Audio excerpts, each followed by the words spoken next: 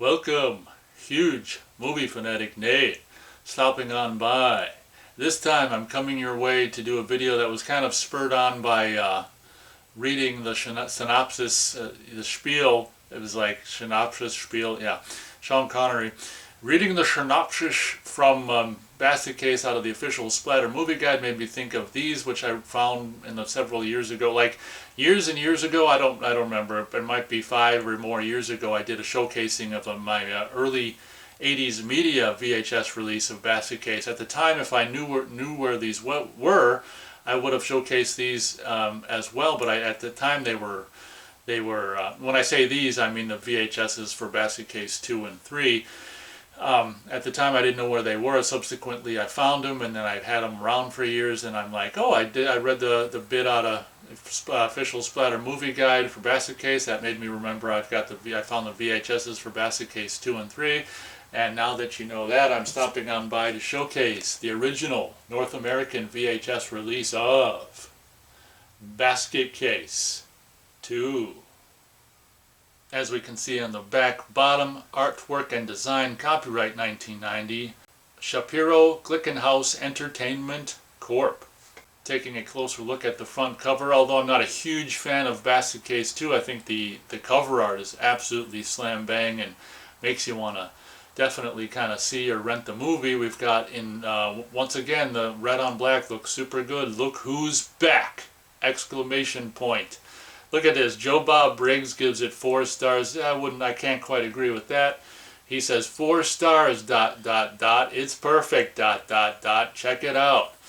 Joe Bob Briggs, the movie channel drive-in theater. And, admittedly, this image of Belial in the basket is the exact same image from the VHS of the first film. And looking at it, you'd think, oh, you can see 2 fingers, maybe because it's Basket Case 2. Well, I think there's 2 fingers in the cover of the first film's artwork as well. It kind of would have really been cool if they'd only just been 1 finger, and then for the sequel they could put 2 fingers in the, you see what I'm saying? And for the third one they could have 3 fingers showing, but yeah, pretty sure there's 2 fingers showing in the cover art for the first film as well. But I love the cover art, for Basket Case and Basket Case 2 with Belial peeking out of the basket. Panning further down, we can see the Basket Case 2 blood-soaked kind of red font there on black. Really love the layout of this cover. I mean, it's one of the best things about the movie, honestly. Abbreviated credits can be found under the title Basket Case 2. On the bottom we can see Shapiro Glickenhaus Home Video, like they actually had their own home video label, looks like. In the bottom corner there you can see their little logo, which is like, I don't know, some frickin', it's kind of like a building. Is that like, I don't know what the hell that is. That like some kind of building in New York, and it's kind of, the building turns into film, like 35mm film with the, the holes on each side. As you can see, there's a palm tree, so maybe it's in California, that building. And then you can see a film, film spin, I don't know what they call it, a film spindle, I don't know what is it a spindle? I don't know, it's a film thing. Taking a look at the right spine, we can see a bigger version of the Shapiro Glickenhaus home video, that image there, which is, it reminds me of a building in New York, but then there's a palm tree, so I don't know if it's a building in California. It doesn't really matter. Beautiful red on black, which, as I've said in several of these showcasings over the years, always looks great to me, red on black, especially when you've got this blood-curdling font with the blood dripping. Basket Case 2 horror video cassette VHS Dolby Stereo Hi-Fi, and SGE means it means, I know this, Shapiro Glickenhaus. Oh, it probably means Shapiro Glickenhaus Entertainment, I would imagine. Looks like catalog number is 2011. Taking a look at the left spine. Now this is interesting. This happens sometimes, but I think, I'd say more often than not it doesn't happen. But you might have noticed that the title completely shifted from going one way to going the other way. We've got I think it's the exact same in all other aspects, except for the fact that the title goes, instead of the other side from top to bottom, it goes from bottom to top. So in case you want your titles running that way, you can put it that way on your shelf. You can choose which way you want the title running. Preferably, you know, in my case, I generally like my titles on a spine to run from top to bottom, but there might be the rare goofy nuts out there who want the title running from bottom to top. I don't know why, but if you're one of those people, don't take offense. You just be, yeah, enjoy your your titles running from bottom to top, I guess I'll say. And then you've got the same information: horror, video cassette, VHS, Dolby Stereo Hi-Fi, and then the SGE 2011. It's interesting there how like the catalog number on both spines is kind of cut off, because they have this like the hole punch to be able to more easily pull out the video cassette out of the sleeve. So it's kind of like they didn't think that through or something, you know, they didn't think that through in advance, so it's kind of sloppy. The spine of this particular VHS looks exactly like this. It's kind of cool how there's no other information on there, it's just the title, you know.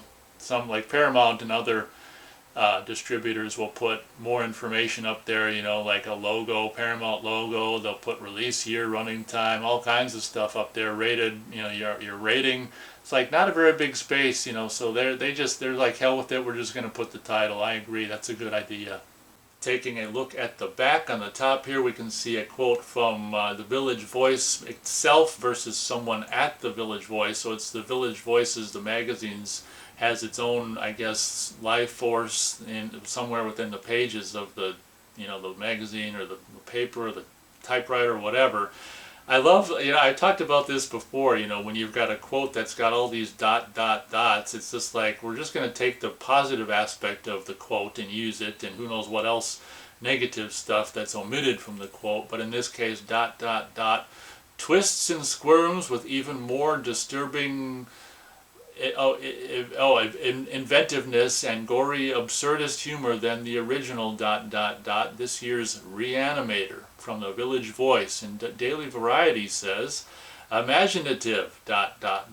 demonstrates what an underground filmmaker can do with an ample budget.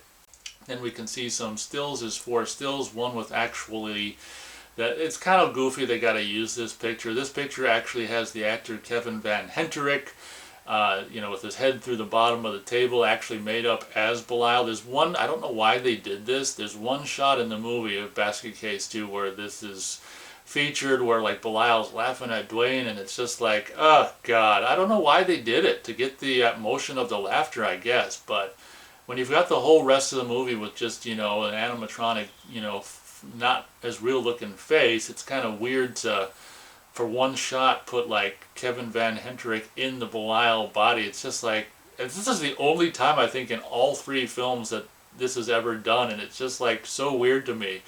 Then you've got the picture of like the quote-unquote bitch reporter with on the phone with a cigarette. Maybe she's ordering more cigarettes. And then you've got yeah, other images. Well, it's, yeah, I was confused by the fact that the other images are under the synopsis, which I should read before I do the images. We'll read the synopsis, then we'll comment on the other images.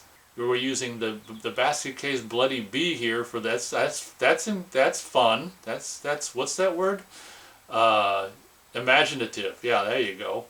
Belial is back, and this time he's brought along some friends. In this sequel to the notorious cult classic, Dwayne Bradley and his hideously deformed brother are accepted into a family of quote-unquote special individuals under the care of Granny Ruth, a kindly spinster doctor and her beautiful granddaughter, when a snooping tabloid reporter and a sleazy photographer threaten to endanger the community's welfare. Dwayne and Belial join with the freaks to defend their privacy with a vengeance. Then you can see the pictures below this little synopsis there. You can see Granny Ruth and some pricks. You can see Dwayne Bradley with a beautiful granddaughter, and I'm not going to spoil what's happening in that scene. You'll have to watch the movie to see what's happening in that scene. You might be able to see here there's a sticker that has the words pre-pack item stuck onto it. Now if you don't know what the hell that means, pre-packs, as far as I know back in the day, were kind of a way of, you know, getting, like if you wanted to get, like, I can't remember how many it'd be, like if you wanted to get maybe 5 or 10 copies at a reduced price of Basket Case 2, you could get 5 to 10 copies or something along those lines, and at a reduced price per title.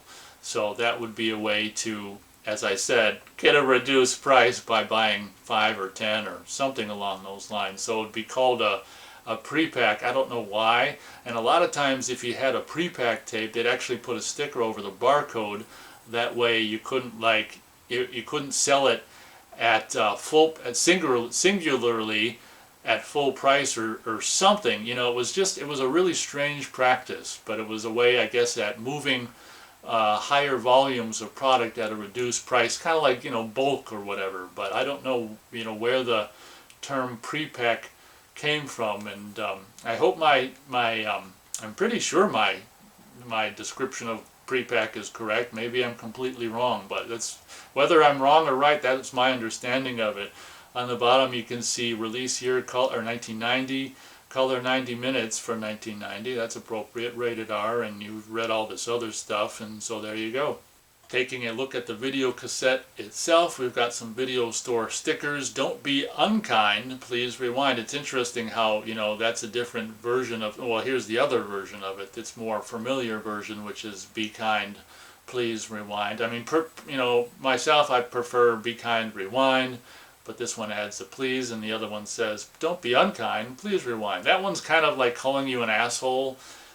Like, I don't like that one because it's kind of calling you an asshole. Like, don't be unkind, asshole, rewind it. It's like assuming you're not gonna, like, before you know, so it's kind of guilty before proven innocent. Like this be kind, rewind is also doubles as a security sticker. I think that would be like from a Blockbuster or something, if I'm not mistaken, possibly. Taking a closer look at the label on the cassette, we can see kind of a, it's hard to say if this is the original color of the label or if it's somewhat faded, kind of a dark cream. We've got a blue font for Shapiro Glickenhaus Home Video. The beautiful, God that looks good. Basket Case 2 in the beautiful blood, you know, blood curdling red color. 90 minutes. Copyright 1990. Shapiro Glickenhaus Entertainment Corp. Guess that about does it for this showcasing. Hope you guys enjoyed. Thanks so much for watching.